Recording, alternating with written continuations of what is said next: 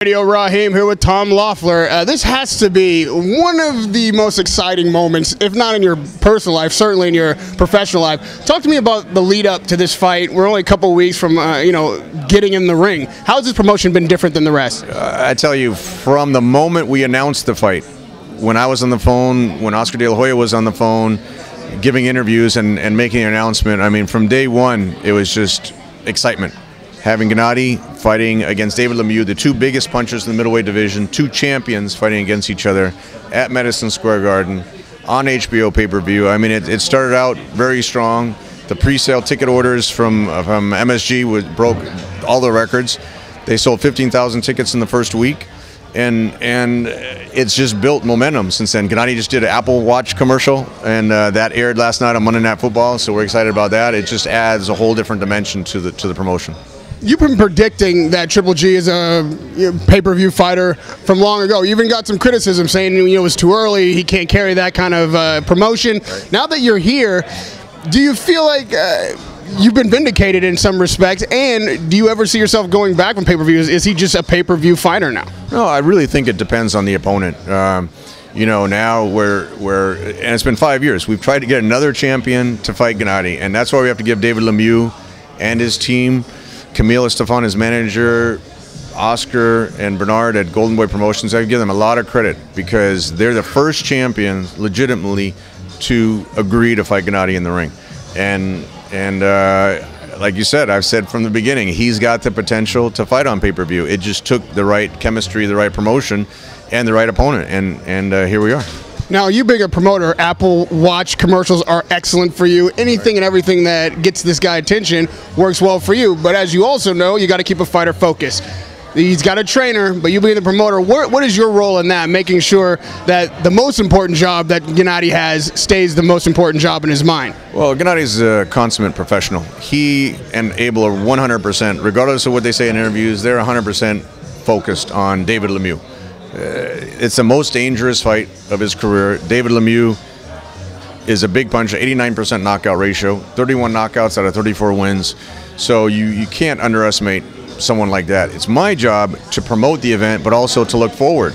We got Cotto Canelo a month later, and Gennady, the winner of Gennady and Lemieux is mandated to fight the winner of Cotto Canelo. So that's my job behind the scenes while they're focused on Lemieux on October 17th. Now that's the mandate from the WBC, but I've talked to both of those guys and neither one of them will commit to taking that fight.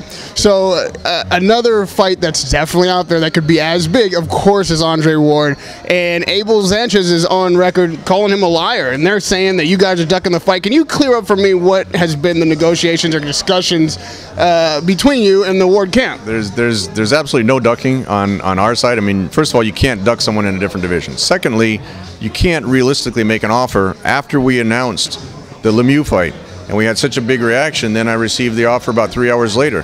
So, I mean, to me, it's not a realistic offer. That'd be like us offering Mayweather a fight with Gennady after he announced the Berto fight. I mean, it doesn't make sense. I'm a little bit surprised that Andre came out like that and said that Gennady, is ducking him, but. I think he's at the point of his career that he sees how much more attention Gennady's selling out 20,000 seat arenas. He's headlining his own pay-per-view, and from everything that I've heard, Dan Raphael wrote it that he's moving up to 175. So I think in some strange marketing way, he wanted to say like Golovkin turned down a fight and now he's going to go to 175. But why would he wait for Gennady at 168? Abel said it best.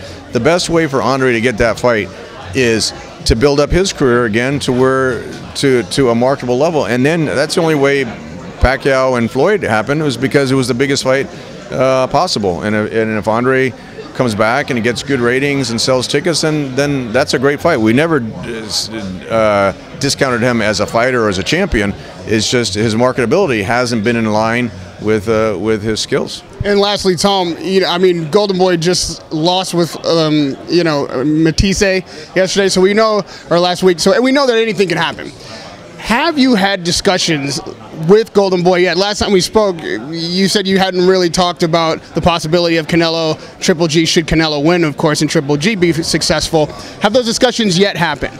No, I mean, it'd be premature on their side as well as on our side. You'd have to look for a date, you have to look for a venue, And you can't really start doing that until we actually know what happens October 17th. I can't even overlook David Lemieux. I mean, I can plan ahead, but you can't have realistic discussions for dates and venues and locations unless you know what the result is, both October 17th and November 21. And then, like you said, like we saw with the Chavez fight, there's no guarantee that the winner would even fight him, but even though it's mandated by the WBC. But the WBC has said if the winner doesn't fight, then they'll be stripped of the title. So, Gennady just wants to be recognized as the unified middleweight champion and the best middleweight in the world. And I'm going to ask you one last question, but it's going to be a double up. On the one hand, if Cotto wins, obviously he's not as big as Triple G, and they seem to be giving some kind of indication that they don't want to fight that big. Are you at all willing to discuss a catchweight there? And then if Canelo wins, and what Oscar's been saying is, oh, well, what if it's a great fight and we need a rematch or whatever? Is there any way that you would step aside and let him retain that WBC for a rematch? Well, to address the Cotto situation, again, I have a good personal relationship with Miguel and Brian and Gabby, so there's no animosity there. It's just that he's the WBC middleweight champion. He's actually considered by Dan Rafael as the lineal middleweight champion, and that somehow puts him in Dan's ratings above Gennady. So, a middleweight champion is 160 pounds, and if it's mandated, that fight would happen at 160 pounds. As far as the Canelo fight, I fully expect Cotto Canelo to be a great fight, a war and between two great champions. And if they want to do a rematch, that would be fine on the business side for them, but they wouldn't be doing it with the WBC title. So that's the focus is not the opponents, is more of the titles. That's what Gennady's focus has been. We couldn't do a fight with Peter Cullen when he was WBO champion. We couldn't do the fight with Felix Sturm when he was a WBA super champion.